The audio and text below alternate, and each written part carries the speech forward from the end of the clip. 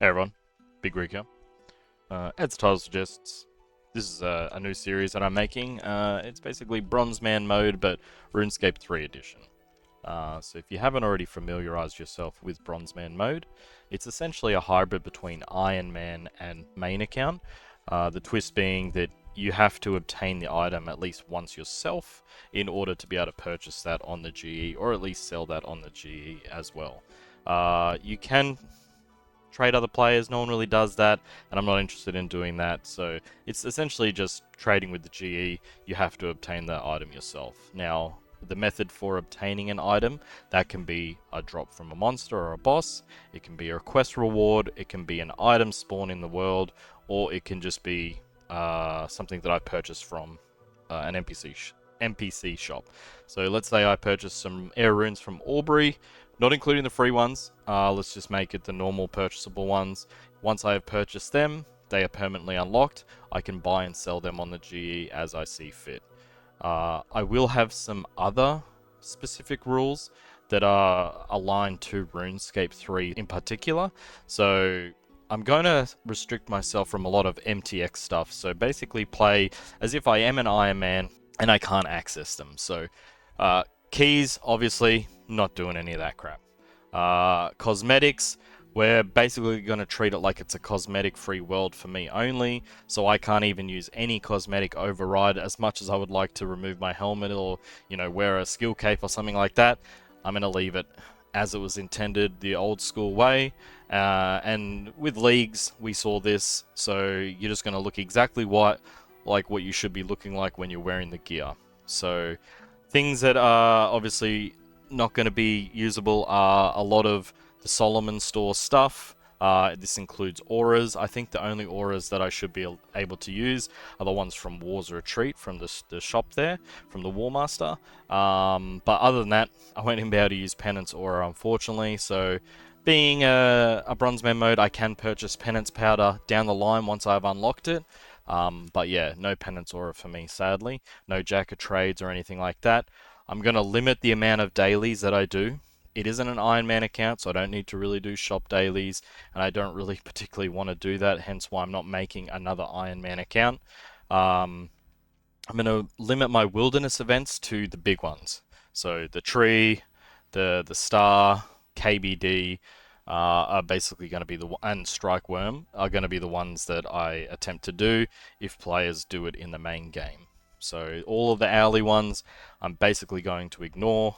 The only dailies that I think I will kind of utilize is, the Viswax, maybe some D&D dailies like Gathixian Caches, because nobody likes to train divination manually.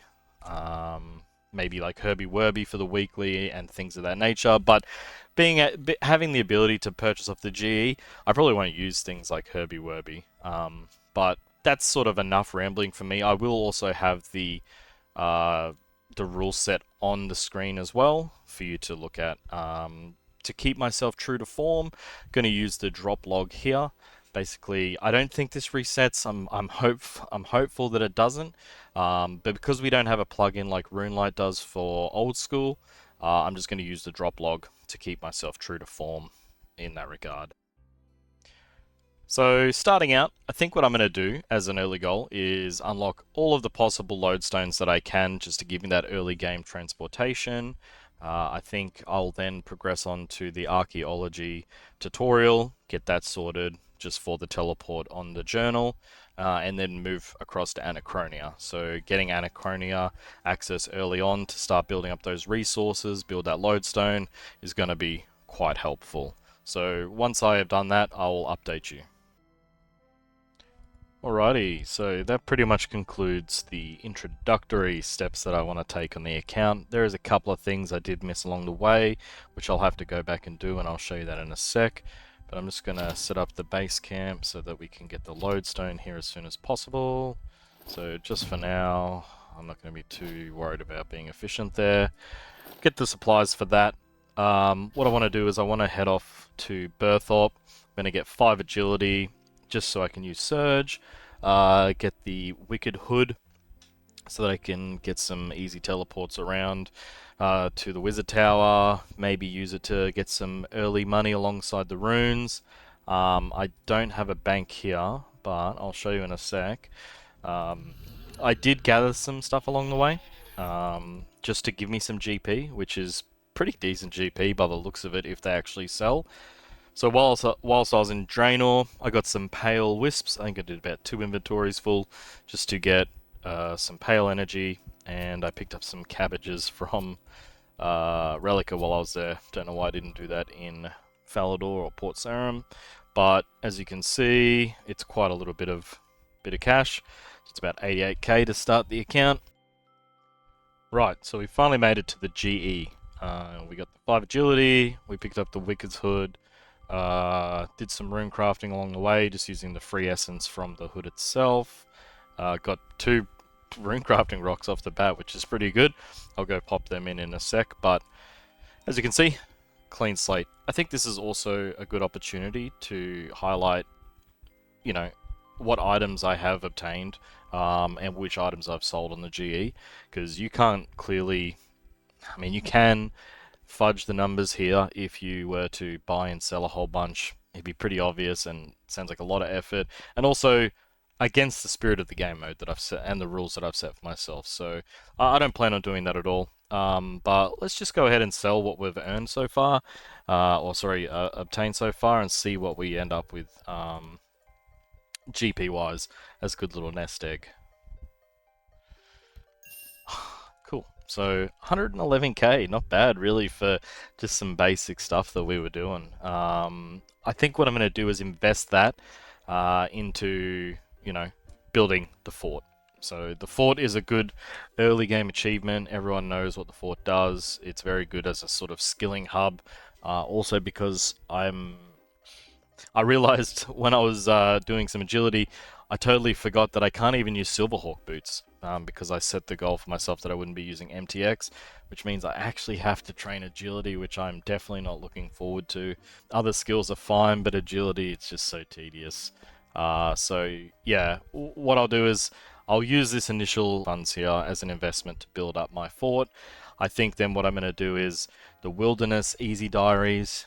I think you get like a 10k lamp, which will be useful to easily boosting up my agility. There are some quests that I could do to get some early game agility experience, but I think as an early goal, build up that fort, get some agility experience, maybe look at rune crafting so I can access the rune crafting guild for some Viswax. I think I also want to start necromancy. So I've done necromancy in other accounts, but I haven't really delved into it. It's kind of like the best attack style to spec into when you have a new Ironman anyway. So I think starting up into necromancy, I will be able to buy a lot of the inks and stuff, providing I have the GP to do so once I've crafted it. So I think that's a really good goal for myself, or setting myself a goal to get, 99 necromancy as one of my first 99s, and that'll unlock so much of the game, allow me to kill bosses, allow me to do a lot of quests and things like that. So I thought I'd quickly just jump in here just to let everyone know that starting on a new account doing new foundations, it's actually trickier than I actually anticipated. I totally forgot there was a bunch of zombies yet to fight at the start, so I spent about 10 minutes running around this well here, killing them, so yeah, good fun. So while I was over at the fort making, the initial sort of frames and whatnot for the quest, I noticed that the frames and the subcomponents for the frames, what are they called?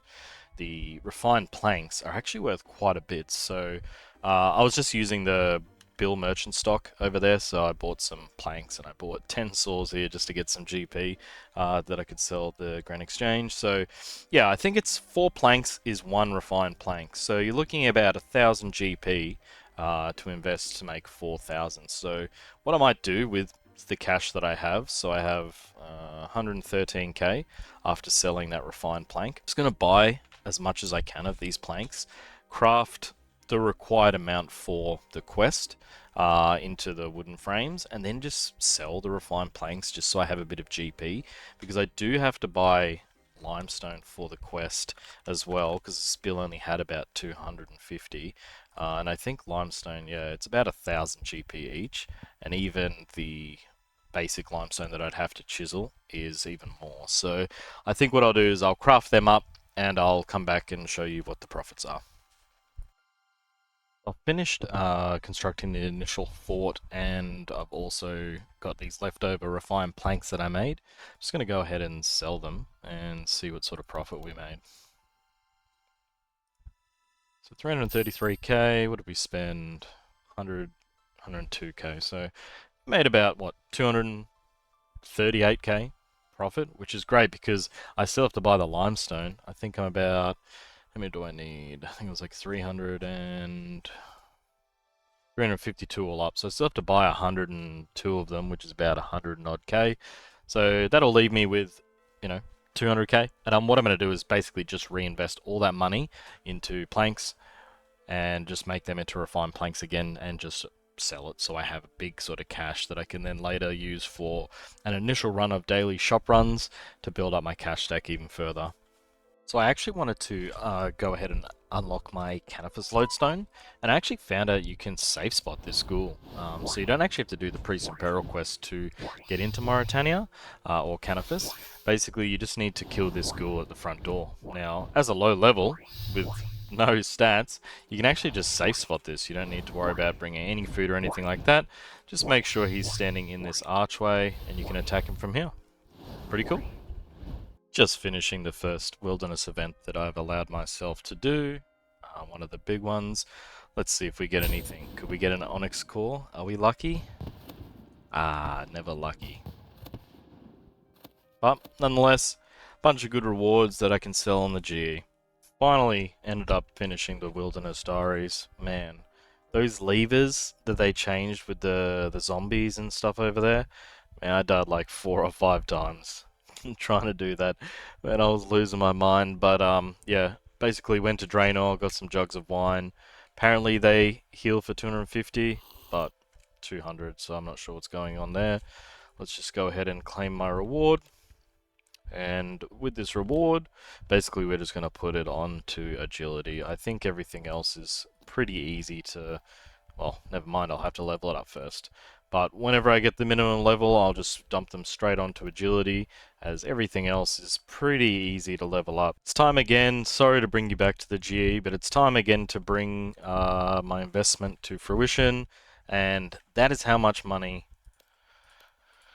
I'm going to make. Let's have a look. Well, maybe not that much, but I made 900k off my initial investments just doing the quests, so I call that a pretty good investment, really. That's going to set my account up for glory. Basically, the dailies that I'm going to do, or well, at least the daily shop run that I'll do to get some extra cash, should give me enough sort of starter cash to slowly build my account up as I unlock some things. So, going to sell the loot from the wilderness event, man, it just pumps out way too much money.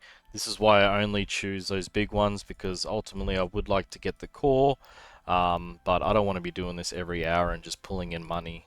It wouldn't be this crazy, but obviously a couple of 100k every hour just from that is insane, so I'm just going to limit myself to that.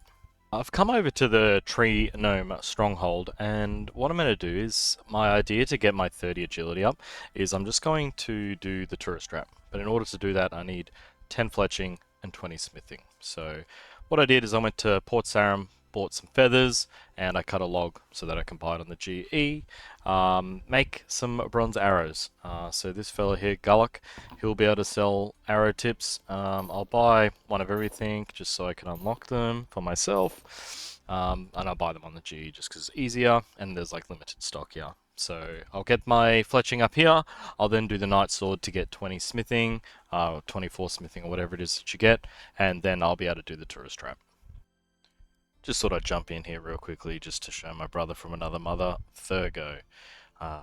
He loves his red berry pies, and so do I. After finishing Tourist Trap, getting my agility up, I think it was around 27, just come to the grotto here just to jump on the bridge to get 30. We're going to use our lamps here just to lamp the agility up, see where we end up. So we're at 38. Not too bad. Saves me a lot of time doing that early game agility. I think from the next video, it's going to be more orientated into sort of molding the account into its combat styles, start unlocking Wars Retreat and things of that nature. This was just, you know, setting up a brand new account, going through all the rigmarole, getting all of the lodestones and doing all of the boring stuff, setting Anachronia up, doing the tutorials, etc. Just to get it all out of the way. Same with Fort Forinthi, I spent ages making that, but at least it's made. I don't have to worry about that moving forward. So yeah, if you've made it this far in the video, thank you very much. I do appreciate it. If you do have any comments or suggestions, feel free to leave them in the comments below. Bye.